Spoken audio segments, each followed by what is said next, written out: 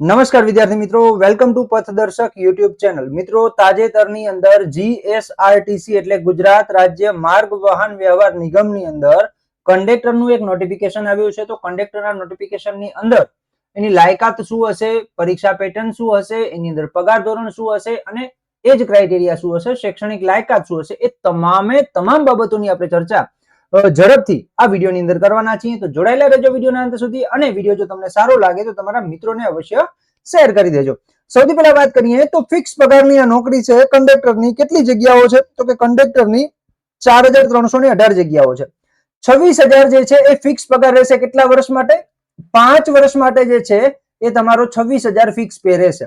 Okay, total 4318 જગ્યાઓ છે. એના પછી આગળ વાત કરીએ તો અરજી કરનાર જે ઉમેદવારો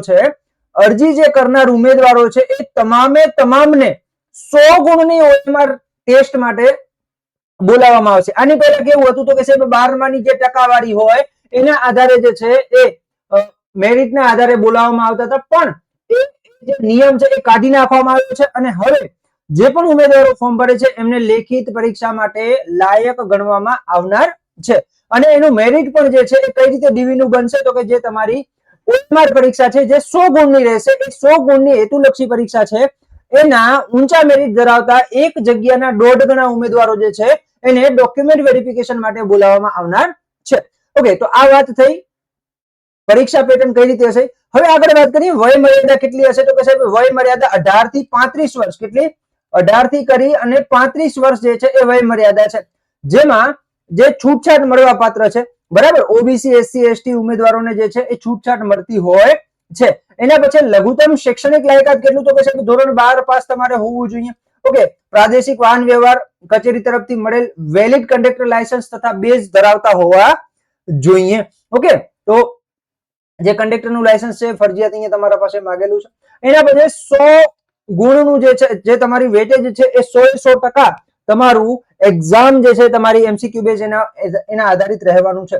એના પછી આ લેખિત પરીક્ષાનો અભ્યાસક્રમ છે. 100 ગુણનું પેપર રહેશે, 1 કલાકનો સમય રહેશે, જેમાં સામાન્ય જ્ઞાન અને જીકે 20 ગુણનું પૂછાશે, જે ગુજરાત સંદર્ભમાં વધારે હશે. રોડ સેફટી 10 ગુણ, ગુજરાતી વ્યાકરણ 10 ગુણ, અંગ્રેજી વ્યાકરણ 10 ગુણ, quantitative aptitude and test of reasoning 10 ગુણ, બરાબર, નિગમને લગતી માહિતી અને ટિકિટ અને લગેજને ભાડાને લગતી ગાણિતિક પ્રશ્નો 10 ગુણ, મોટર વ્હીકલ એક્ટ, પ્રાથમિક સારવાર અને કંડક્ટરની ફરજોને લગતા 10 ગુણના પ્રશ્નો, કમ્પ્યુટરના ઉપયોગની પાયાની જાણકારીના પ્રશ્નો 20 ગુણના રહેશે. બરાબર, આમ ટોટલ તમારું 100 ગુણનું પેપર રહેશે અને પેપરની અંદર 0.25 જે છે એ નેગેટિવ માર્કિંગ રહેશે, જે આગળ પણ હતું. બરાબર, ઓકે, ચલો એનાથી આગળ વધીએ. તો જે તમારી એક્ઝામ જે છે એની પહેલા આપણે જોઈ લઈએ કે ઓનલાઈન અરજી ક્યારે કરવાની છે તો કે 6 જૂન થી સ્ટાર્ટ થશે અને 5-7 સુધી તમે ફોર્મ ભરી શકશો. 5-7 સુધી જે છે એ તમે ફોર્મ એપ્લાય કરી શકશો. એની ડેટ આપેલી છે. બરાબર, એક્ઝામ પેટર્ન જોઈ ગયા. એના પછી આગળ વધીએ તો જે છે એ પગાર ધોરણ જોઈએ તો 5 વર્ષ માટે ફિક્સ 26,000 રહેશે. ઓકે, વય મર્યાદાની અંદર છૂટછાટ આપણે જોતા હતા તો જે બિન અનામત કેટેગરીના બિન અનામત ઉમેદવારો છે એ 40 વર્ષ સુધી મહિલા ફોર્મ ભરી શકશે, પુરુષ છે 35 વર્ષ સુધી ભરી શકશે. અનામત કેટેગરીના 40 વર્ષ સુધી પુરુષ ઉમેદવારો ભરી શકશે, 45 વર્ષ સુધી મહિલા ભરી શકશે. ઓકે, માજી સૈનિક 45 વર્ષ સુધી, મહિલા અને પુરુષ ઉમેદવારો જે છે એ 45 વર્ષ સુધી ભરી શકશે અને દિવ્યાંગ જે છે એ બંને 45 વર્ષ સુધી ફોર્મ ભરી શકશે. ઓકે, તો આ વસ્તુ ખાસ નોટ ડાઉન કરજો અને જે છે એ જો તમને આ લાગુ પડતું હોય તો તમે અવશ્ય ફોર્મ ભરી દેજો.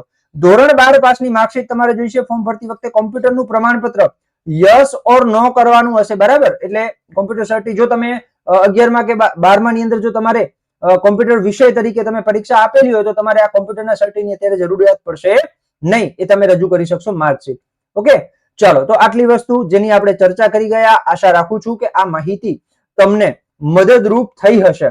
ઓકે, જો મદદરૂપ થઈ હોય તો તમારા મિત્રોને અવશ્ય શેર કરજો અને આવી જ અવનવી માહિતી માટે જોડાયેલા રહો આપણી YouTube ચેનલ પથદર્શક સાથે.